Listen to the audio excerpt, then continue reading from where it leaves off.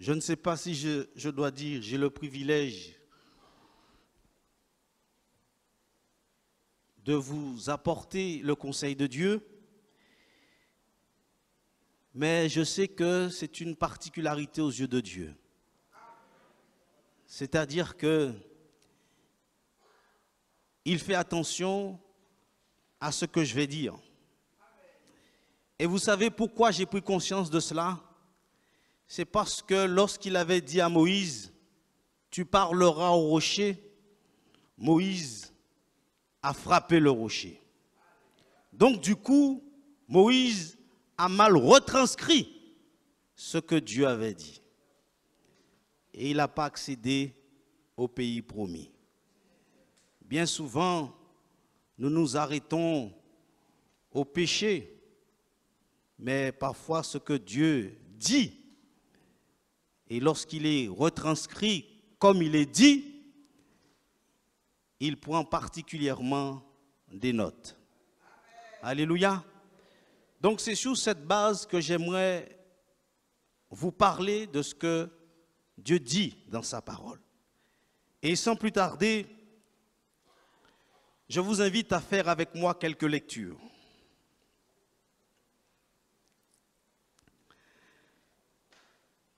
Dans 2 Chroniques, le chapitre 34, et nous lirons à partir du verset 1er.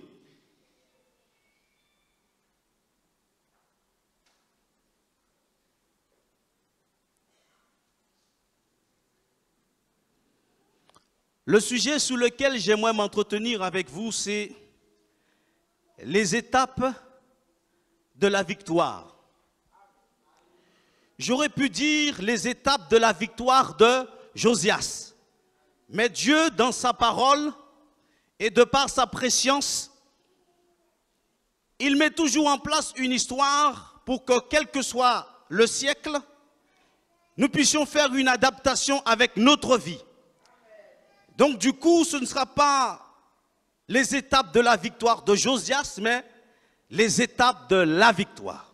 Alléluia, gloire à Dieu. Nous faisons, s'il vous plaît, la lecture dans 2 Chroniques, chapitre 34, au verset 1er. Il est dit, Josias avait 8 ans lorsqu'il devint roi, et il régna 31 ans à Jérusalem. Il fit ce qui est droit aux yeux de l'Éternel, et il marcha dans les voies de David, son père. Il ne s'en détourna ni à droite ni à gauche. La 8e année de son règne, comme il était encore jeune, il commença à chercher le Dieu de David son père. Et la 12e année, il commença à purifier Jérusalem, Juda, des hauts lieux, des idoles, des images taillées et des images en métal fondu. On renversa devant lui les autels de Baal, et il bâtit les statues consacrées au soleil qui étaient dessus. Il brisa les idoles, les images taillées, et les images en métal fondu, et les réduisit en poussière, et il répandit la poussière sur les sépulcres de ceux qui leur avaient sacrifié. Et il brûla les ossements des prêtres sur leurs autels. C'est ainsi qu'il purifia Juda et Jérusalem. Dans les villes de Manassé, d'Éphraïm, de Siméon, et même de Nephtali, partout au milieu de leurs ruines, il renversa les autels, il mit en pièces les idoles et les images taillées, et les réduisit en poussière. Et il bâtit toutes les statues consacrées au soleil dans tous les pays d'Israël, puis il retourna à Jérusalem. Amen. Nous arrêtons là la lecture et nous irons un tout petit peu plus loin par la suite. Tout d'abord, j'aimerais contextualiser ce passage. Josias est au temps des rois. Et Israël a été délivré de la puissance de l'Égypte. Et Dieu l'a emmené dans un pays promis, c'est-à-dire Canaan, là où il se trouve actuellement, à Jérusalem. Il a suscité un leader à Israël et c'était Moïse. Et Moïse a emmené Israël dans le désert et là, ils ont construit un temple. Qui se rappelle le nom de ce temple? Le tabernacle. Et au travers de ce tabernacle, Israël faisait le culte à l'Éternel.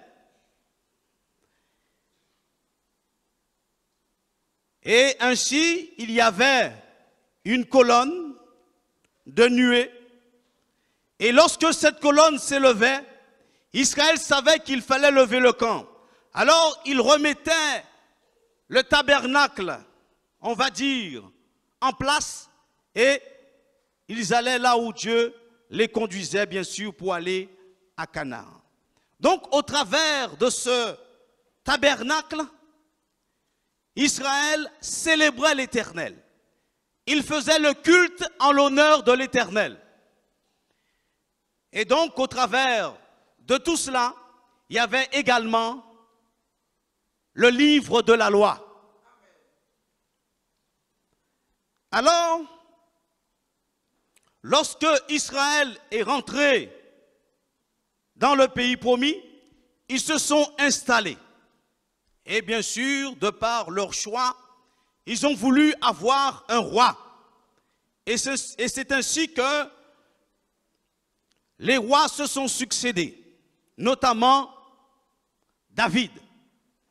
Et l'un des descendants de David, il s'appelle Josias. Mais de David à Josias, Israël s'est détourné de Dieu. Et le tabernacle dont je vous parle, c'est comme un lieu semblable à celle-ci, où on célèbre le nom de l'Éternel. Et bien sûr, Israël s'est tellement détourné que c'est comme si nous sommes là et celui-là, il a son petit truc de féticheur. L'autre, il a un langage de barbare. Enfin, c'est la débandade. Et Josias va prendre naissance. Et de l'ordre va se mettre en place au sein du peuple d'Israël parce qu'Israël était tombé dans l'idolâtrie. Alors, Josias, il a 8 ans lorsqu'il devint roi.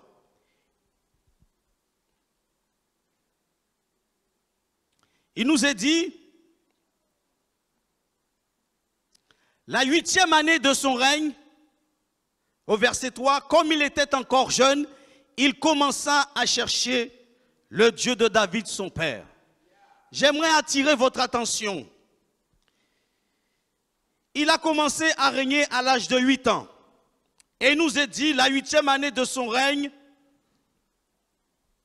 il commença à chercher l'Éternel. Il a quel âge? Il a 16 ans. La première chose qu'il a fait, il a cherché l'Éternel. Vous savez, il y a des gens, ils ne savent pas ce que ça veut dire chercher l'Éternel.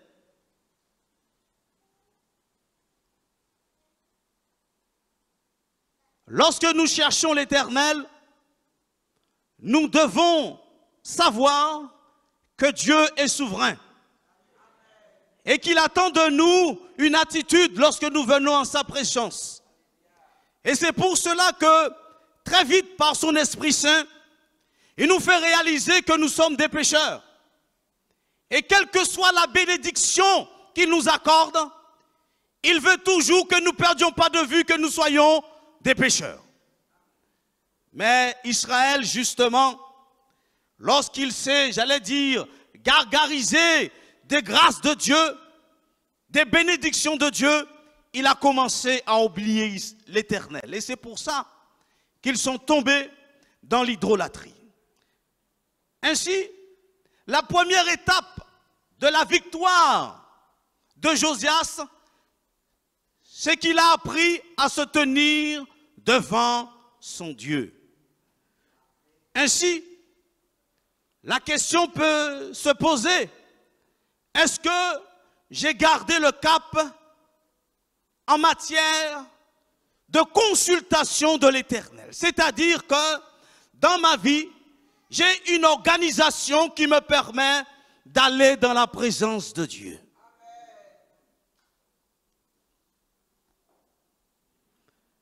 En tous les cas, lui, il a été dans la présence de Dieu.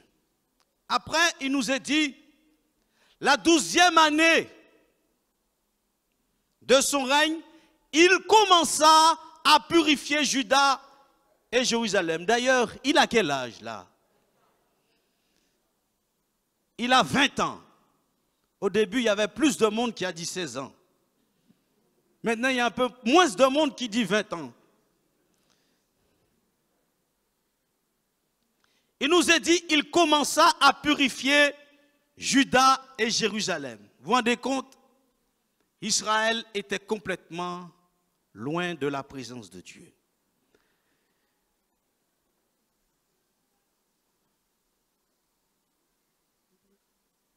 J'aimerais que nous soulignions ensemble quelque chose. Lorsque Dieu nous sauve, remarquons-le bien, la chair n'est pas détruite. La chair n'est pas détruite. Elle demeure avec ses tentations. Et le jour où nous baissons la garde, la chair commence à prendre le dessus. Ce qui veut dire que nous ne sommes jamais à l'abri. Vous savez, il y a des gens, de par leur compréhension des choses de Dieu, ils font des erreurs. Le véritable ou la véritable foi et la véritable marche avec Dieu, c'est lorsque quelqu'un me reprend sur une conduite, un comportement et que j'arrive à reconnaître. C'est là se cache la force du chrétien. J'en suis convaincu. Dieu veut, de par les expériences qu'il nous fait vivre, si peut-être même là, une parole est dite de la part de Dieu, je n'ai pas à dire, je veux regarder sa tête, je veux voir si on s'entend bien, je veux voir si je l'aime bien pour l'écouter. Dieu nous exerce à l'épreuve afin que nous soyons réceptifs, influencés par la vérité. Du coup, même si ce serait un âne qui me donne un enseignement sur la vérité, je dois l'accepter. Je ne peux pas me dire, mais qu'aille l'âne là ça? Est-ce qu'il y a un rassemblement?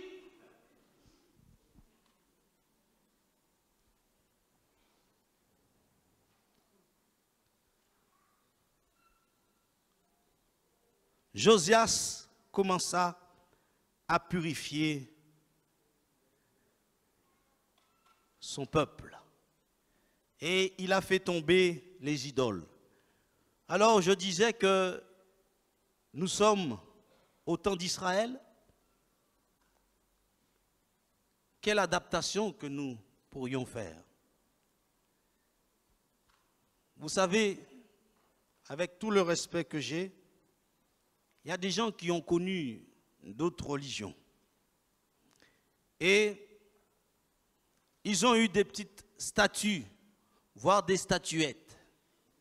Pour être plus précis, des petites Maries.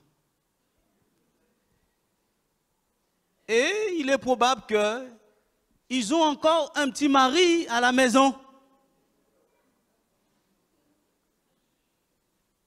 Et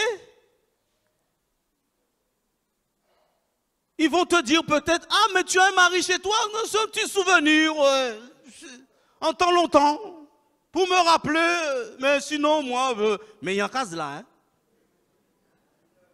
il y a un cas là. Vous pouvez avoir des gens qui ont consulté, peut-être des médiums. Ils sont en Jésus, mais il y a un numéro là caché un petit côté. Hein.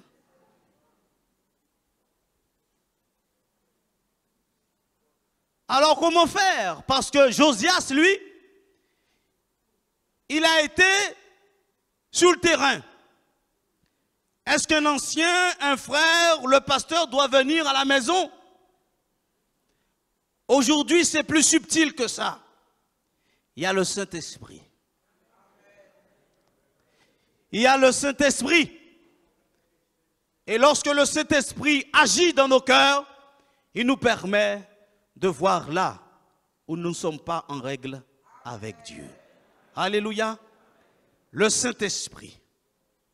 Alors c'est vrai, comme je disais au début, il chercha l'Éternel. Vous savez que lorsque nous cherchons l'Éternel, il y a des choses qu'il ne faut pas perdre de vue. Il y a des grandes règles. Je dirais à l'Éternel, qui est le grand, le tout-puissant, le véritable. Mais il faut que je dise à l'Éternel que moi, ma fragilité demeure, ma vulnérabilité est encore là, préserve-moi. Et lorsque je cherche l'Éternel, j'ai besoin de lui dire. Il y a une sœur ou un frère qui m'a pincé le cœur là ce matin. Aide-moi à l'accepter, à pardonner, à l'aimer. Ou aller lui dire les choses en comptant sur ton temps pour que nous soyons toujours au clair. Alléluia. Et du coup, continuer à chercher l'Éternel dans cette optique me permet d'éviter que les idoles se mettent en place. Du moins ce qui contrarie l'Esprit de Dieu. Maintenant, vous avez remarqué, et je pose bien la chose avec vous, vous avez remarqué que Josias, il a commencé à chercher l'Éternel et il a purifié. Il a enlevé tout ce qui ne devait pas plaire à Dieu. Et nous nous sommes arrêtés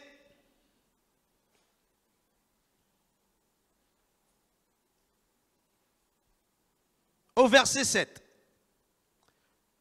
Nous passons maintenant au verset 8.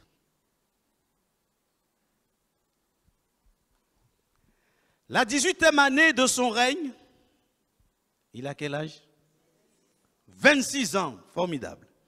Après qu'il eut purifié le pays et la maison, il envoya Shaphan, fils d'Atsalia, Maasedja, chef de la ville de Joach, fils de Joachaz, l'archiviste, pour réparer la maison de l'Éternel son Dieu. Maintenant, il va faire des réparations. Il se rendit auprès du souverain sacrificateur Ilkidja et on livra l'argent qui avait été apporté dans la maison de Dieu et que les Lévites, gardiens du seuil, avaient recueilli de Manassé et d'Éphraïm et de tout le reste d'Israël et de tout Juda et Benjamin et des habitants de Jérusalem. On lui remit entre les mains, oui, de ceux qui étaient chargés de faire exécuter l'ouvrage dans la maison de l'Éternel, et ils employèrent pour ceux qui travaillaient au prétoire, aux réparations de la maison de l'Éternel. Et nous allons au verset 14. Au moment où l'on sortit l'argent qui avait été apporté dans la maison de l'Éternel, le sacrificateur Ilkidja trouva le livre de la loi de l'Éternel donné par Moïse. Alors Ilkidja prit la parole et dit à Shaphan, le secrétaire, j'ai trouvé le livre de la loi dans la maison de l'Éternel. Et Ilkidja donna le livre à Shaphan. Shaphan apporta le livre au roi et lui rendit aussi compte en disant, « Tes serviteurs ont fait tout ce qui leur a été demandé. Ils ont amassé l'argent qui se trouvait dans la maison de l'Éternel et l'ont remis entre les mains des inspecteurs et des ouvriers. » Shaphan, le secrétaire, dit encore au roi, « Le sacrificateur Likidja m'a donné un livre. » Et Shaphan le lut devant le roi. Lorsque le roi entendit la parole de la loi, il déchira ses vêtements. Et le roi donna cet ordre à Hilkidja, à Achikam, fils de Shaphan, à Adon, fils de Miché, à Shaphan, le secrétaire, et à Asaja, serviteur du roi, allez consulter l'Éternel pour moi et pour ceux qui restent en Israël et en Juda au sujet des paroles de ce livre qu'on a trouvé, car grande est la colère de l'Éternel qui est répandue sur nous, parce que nos pères n'ont point observé la parole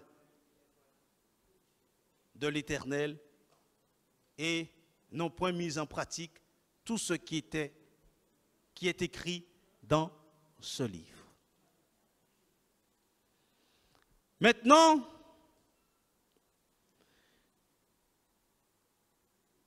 première phase de victoire, il chercha l'Éternel. Deuxième phase de victoire, il purifia.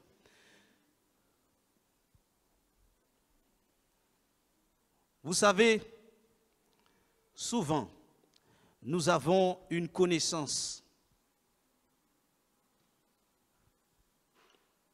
particulière de la parole de Dieu. Et en fonction de ce que nous avons, nous menons une vie, on va dire, de piété. Là où j'aimerais attirer votre attention, c'est que Josias avait fait tout ce qu'il fallait, parce qu'il nous est dit qu'il a cherché Dieu et il a purifié Israël. Et vous avez remarqué, il a trouvé la parole, c'est-à-dire le Pentateuque, les 5 livres. Et lorsqu'il consulte la parole de Dieu, il se rend compte que malgré le fait qu'il avait fait tout ce qu'il avait fait, il a eu le cœur touché. Il restait encore à faire. C'est très important ce que je suis en train de vous dire. C'est-à-dire que nous menons une vie et dans notre âme et conscience, nous croyons que nous sommes corrects devant Dieu, mais au moment où on consulte la parole de Dieu, on voit qu'il y a à faire. Alléluia. Permettez-moi de vous donner un exemple. Job, c'était l'homme le plus intègre des fils d'Orient. On se rappelle tous de Job. Et même Dieu a approuvé sa démarche. Il a été éprouvé. Et au travers de ces épreuves, on va dire, il fait rejaillir ce qui est dans son cœur. Et là, il fait comprendre à ses amis qu'il était sans péché. Vous savez pourquoi il a cru qu'il était sans péché? C'est parce que il est tombé dans une erreur, mais l'erreur était purement spirituelle. C'est-à-dire que quand nous avons réglé les problèmes du péché, aller consulter les voyants, vous savez, toutes sortes de péchés. Mais il reste un péché qui nous guette. C'est le péché sur le plan spirituel. Et ça, on a du mal à le percevoir. Mais Dieu le note. Et nous avons besoin de prendre conscience que Dieu le note.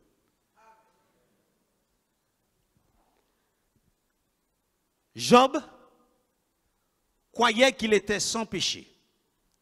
Et vous savez ce qu'il a déduit comme argument? Le fait qu'il était toujours en train de respecter à la lettre ce qui faisait la joie de Dieu. Alors il en a conclu aussi que lorsqu'on marche avec Dieu, on a toujours du succès.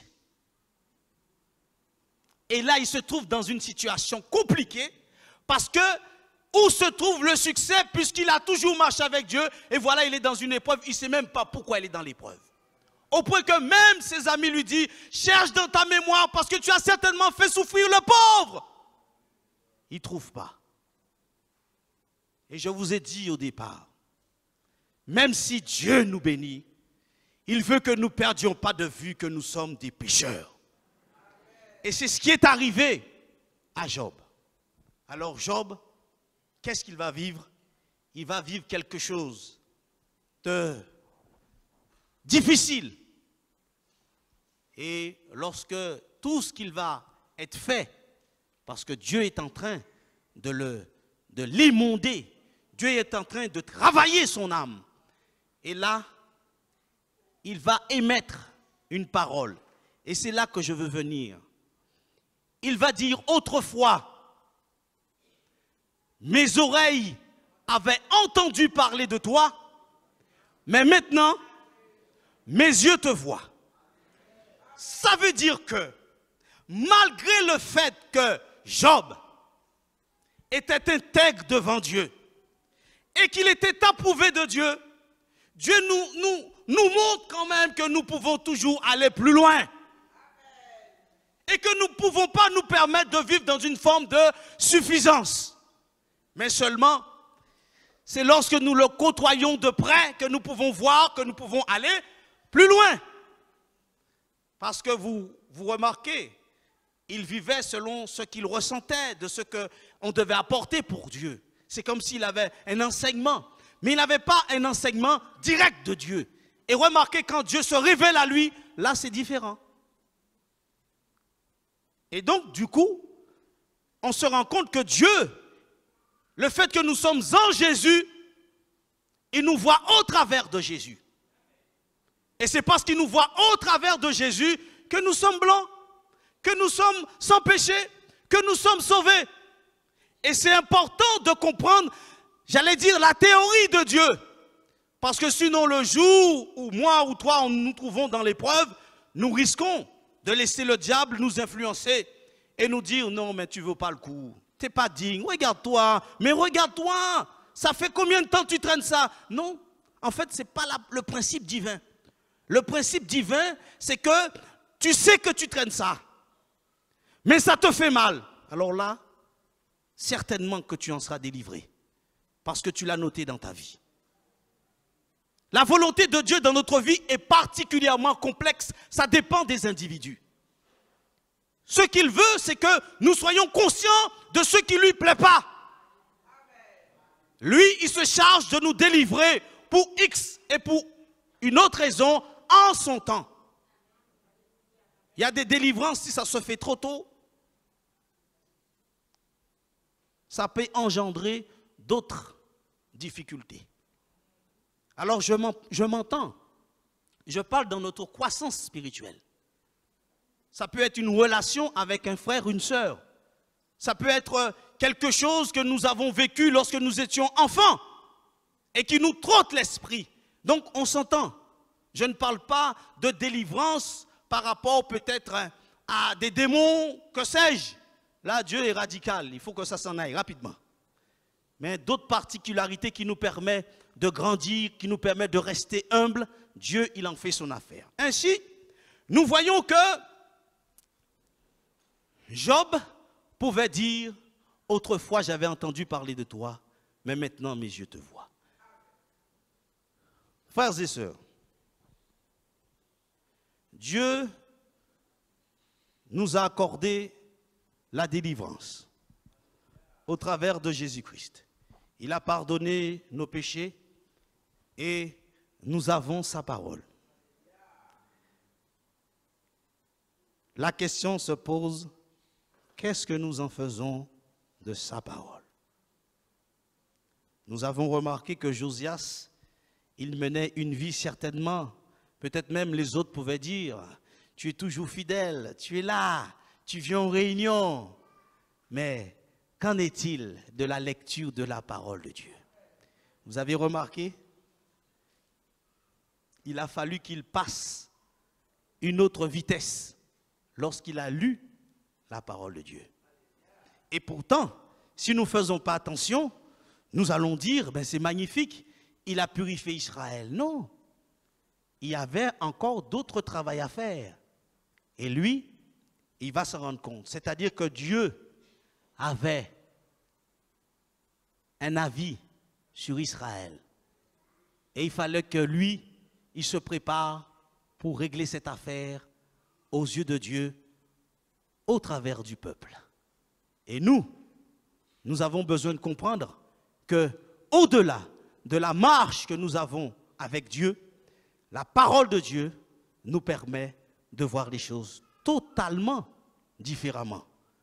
Mais c'est une continuité. Ainsi, la victoire de Josias, les étapes de la victoire sont basées sur la recherche de la face de Dieu, sur l'effort de toujours rester pur devant Dieu et la lecture de sa parole.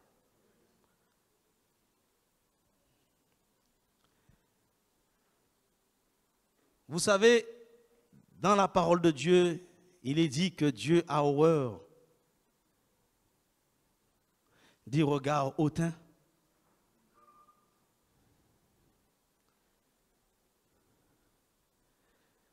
Vous savez que dans les Écritures, lorsque nous comprenons les Écritures et que nous cherchons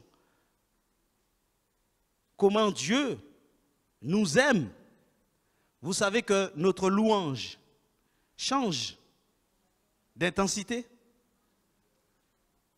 C'est-à-dire que moi ou toi qui pouvais dire « Merci Seigneur, envoie soleil levé et envoie soleil couché », à que trouver ça basique quand je vais rentrer dans les profondeurs de la parole de Dieu. Je ne sais pas si vous me suivez. C'est-à-dire que ce que je viens de dire comme louange, c'est juste. Mais c'est léger par rapport à cette force de bénédiction que nous trouvons dans les Écritures.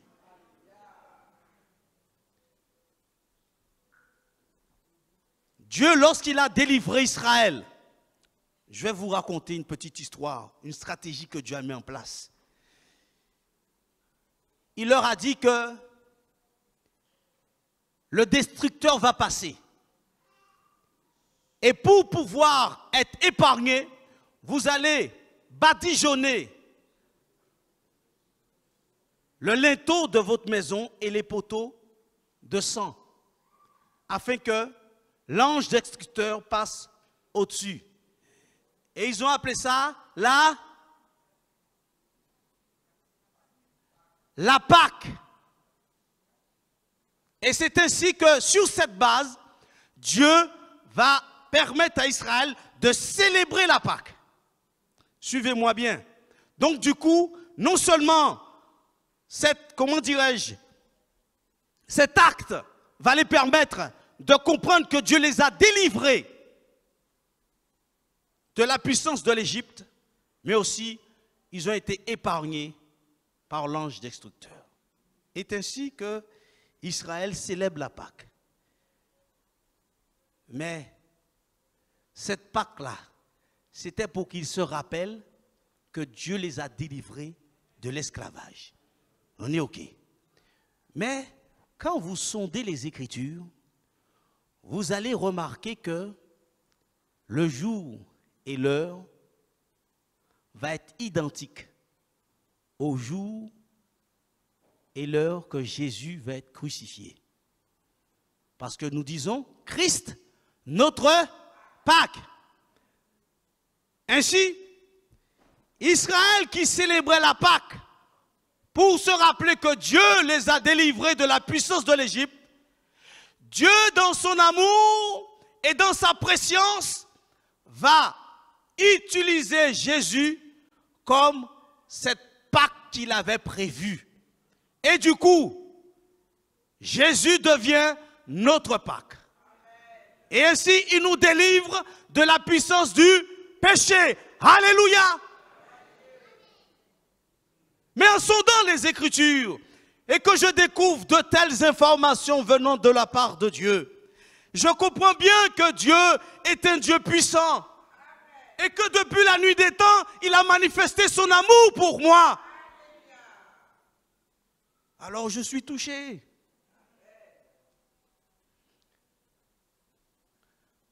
Alors je vois ma misère, vous comprenez? Et je vais faire tout pour le servir. Mais je vais toujours être conscient que je ne mérite pas cette bénédiction. Alors à quoi bon venir ici faire le fanfaron? À quoi bon venir ici faire le malin parce que j'ai peut-être un service, un frère m'a présenté, est-ce que tu peux faire ça? Et depuis le jour que je le fais, ça y est, je me prends, je ne sais pas pourquoi.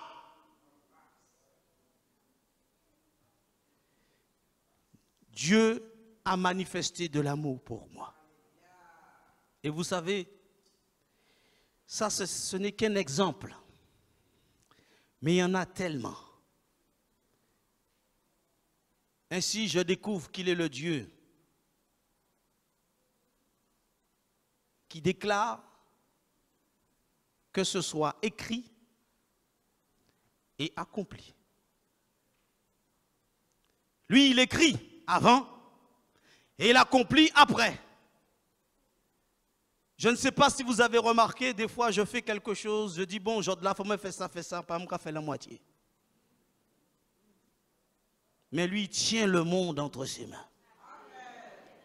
Il gère les choses. Un autre, le jour de la Pentecôte, c'était l'une des fêtes les plus prisées, une des fêtes la plus importante pour Israël. Et comme ils étaient un petit peu partout dans le monde, il fallait que tous y reviennent en Israël pour fêter la Pentecôte. Et c'est ce jour-là que l'Esprit est descendu dans la chambre haute. C'est-à-dire que Dieu a calculé précisément ce jour-là. Du coup, le jour de la Pentecôte, ce n'est pas vraiment le nom de la situation. Le jour de la Pentecôte, c'est un jour de fête qu'Israël avait. Mais Dieu a pris ce jour-là pour faire descendre son Saint-Esprit et pour que, comme vous avez remarqué, il y avait des milliers d'âmes qui étaient sauvées. Amen. Alléluia. Alléluia. Alors, je suis d'accord de pouvoir recevoir un enseignement, d'avoir un frère, une sœur qui me tient par le bras, une sorte de papa spirituel. Mais ce n'est pas suffisant. Ce n'est pas suffisant. D'ailleurs, il a besoin de m'emmener vers la parole de Dieu. Parce que je vais vous dire une chose, s'il m'emmène vers la parole de Dieu, eh bien, je vais le bombarder de questions.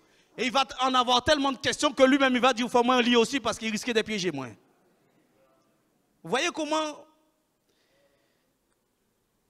Et Josias a su avoir le cœur qu'il fallait.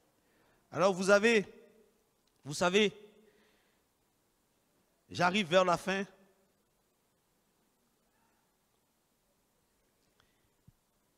Il voulait avoir des informations sur cette parole. Alors il a été, bien sûr, voir quelqu'un. Et à cette époque-là, il y avait une prophétesse, Hulda.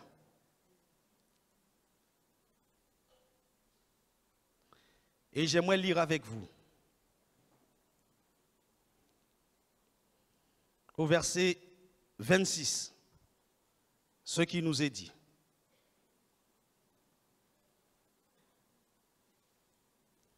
Mais vous direz au roi de Juda qui vous a envoyé pour consulter l'Éternel, ainsi par l'Éternel, le Dieu d'Israël, au sujet des paroles que tu as entendues, parce que ton cœur a été touché.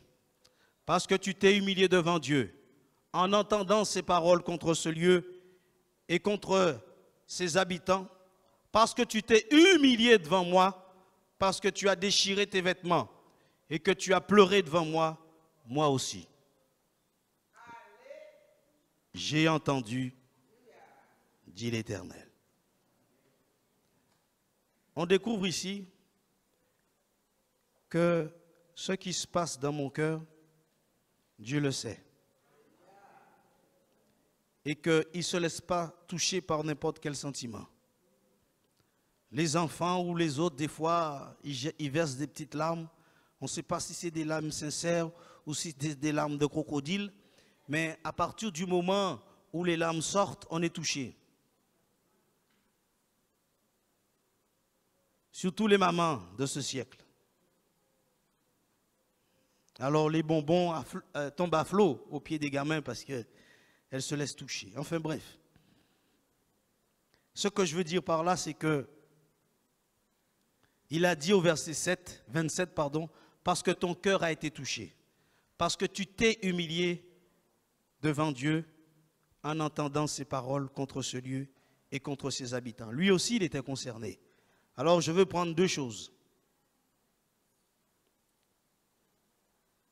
Un cœur touché et un cœur qui s'est humilié. Vous savez, être touché nous amène à rentrer dans un combat. En général, c'est contre l'orgueil, la résistance. En fait, lorsque nous sommes touchés, ça ouvre la porte pour lancer un dernier combat. Et c'est là, tout va se jouer pour ouvrir la porte de cette réelle victoire.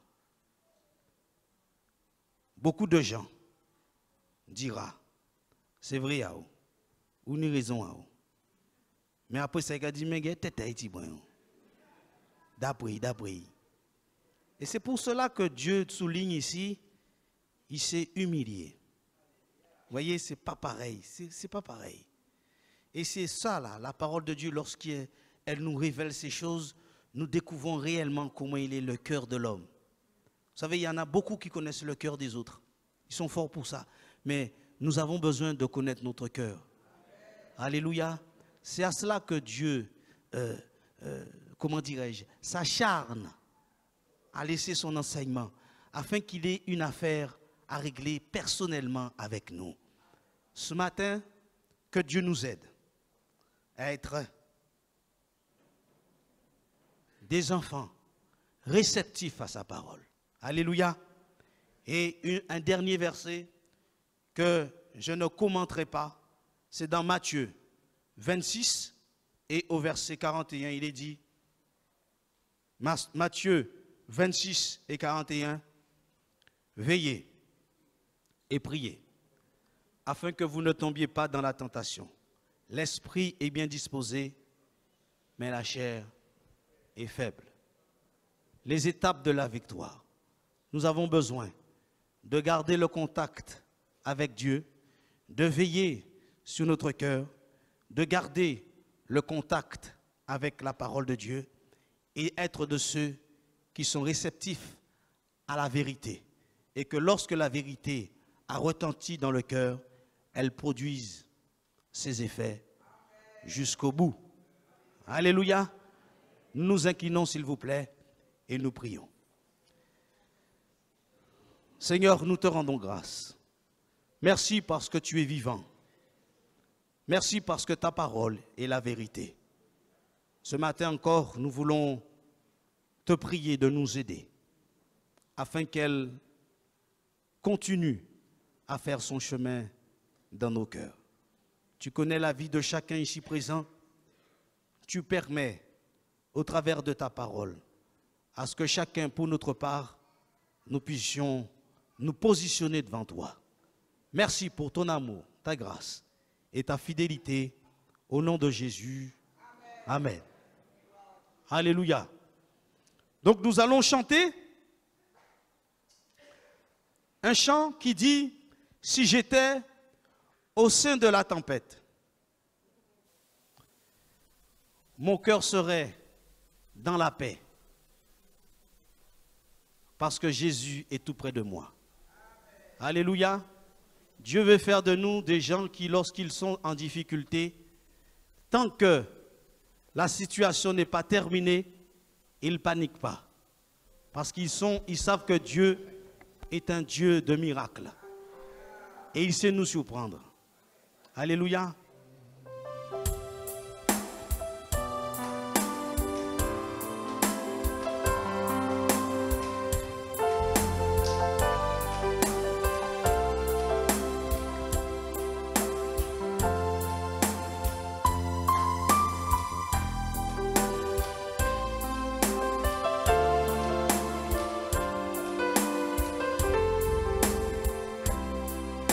J'étais au sein de la tempête, mon cœur serait dans la paix, je le sais, car Jésus est tout près de moi, et par son esprit, il me conduira sur le rocher. J'ai construit ma demeure et jamais elle ne sera ébranlée. Car le rocher des siècles, c'est Jésus, le roi, il est Seigneur des seigneurs. Amen. Alors pourquoi je douterai, si Jésus est dans mon cœur? Alors pourquoi je douterai, si Jésus est dans mon cœur? Si j'étais au sein de la tempête, mon cœur serait dans la paix, je le sais, car Jésus est tout près de moi, et par son esprit, il me conduira. Sur le rocher, j'ai construit ma demeure, et jamais elle ne sera ébranlée. Car le rocher des siècles, c'est Jésus, le roi, il est Seigneur des seigneurs. Amen. Alors pourquoi je douterai, si Jésus est dans mon cœur? Alors pourquoi je douterai, si Jésus est dans mon cœur? Alors pourquoi je douterai, si Jésus est dans mon cœur? Alors pourquoi je douterai, si Jésus est dans mon cœur? Si Jésus est dans mon cœur, si Jésus est dans mon cœur. Alléluia. Il est dans ton cœur ce matin.